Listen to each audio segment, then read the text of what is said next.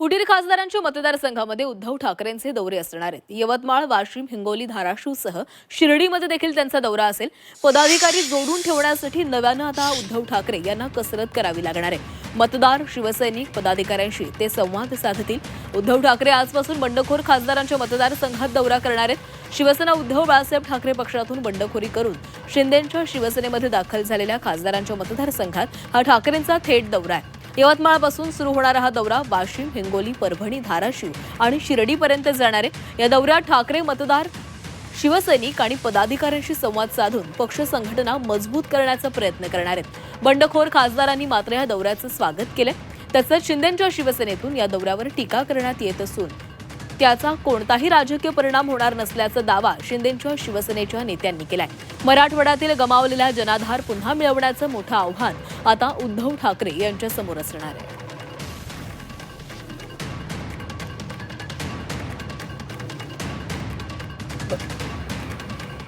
27 जूनला यवतमाळ, वाशिम आणि हिंगोलीचा दौरा उद्धव ठाकरे करतील।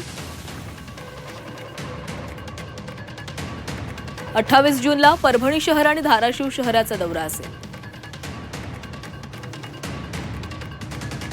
29 जूनला शिर्डीचा दौरा असेल। हा दौरा आहे यवतमाळ, वाशिम, हिंगोली, त्यानंतर धाराशिव या भागातला ते दौरा करणार आहेत आणि त्यानंतरचा एक वेगळा दौरा त्यांचा शिर्डीला होणार आहे। या सगळ्या दौऱ्यामध्ये पदाधिकाऱ्यांशी ते बोलणार आहेत, वेगवेगळ्या जिल्हा प्रमुखांशी बोलणार आहेत। 27-28 तारखेला उद्धव ठाकरे यांचा दौरा हिंगोली, परभणी आहे, याकडे कसं बघता? स्वागतच आहे त्यांचं वेलकम।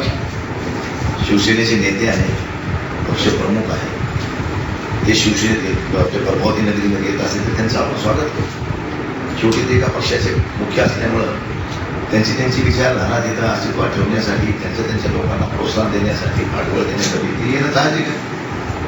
त्याच्याविषयी माझ्या मनात नाराजी असायचं कारण मला वाटतंय की आता महाराष्ट्राचा दौरा करण्याचा प्रकार हा वराती मागून घोडे नाचवण्याचा प्रकार आहे।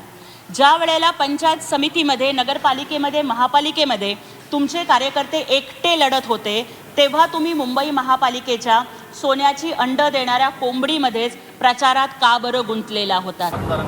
मला वाटत नाही तसा आता दौरा करून काय उपयोग पडेल। त्याच मतदारसंघामध्ये आता धाराशिव त्या जिल्ह्यामधील ज्यावेळेला स्थानिक स्वराज्य संस्थांच्या निवडणुका होत्या त्यावेळेला उद्धवजी का नाही गेले? मग त्यावेळेस त्यांनी तिथल्या कार्यकर्त्यांना का वाऱ्यावरती सोडलं? आज तिथले लोकप्रतिनिधींनी त्यांची साथ सोडल्याच्या नंतर त्यांना पुन्हा त्यांचे पदाधिकारी आठवत आहेत, पण तेच पदाधिकारी ज्यावेळेस स्थानिक स्वराज्य संस्थांच्या निवडणुकीसाठी उभे होते त्यावेळेला त्यांची कुठलेही नेते त्यांच्या प्रचाराकरता गेले नाहीत।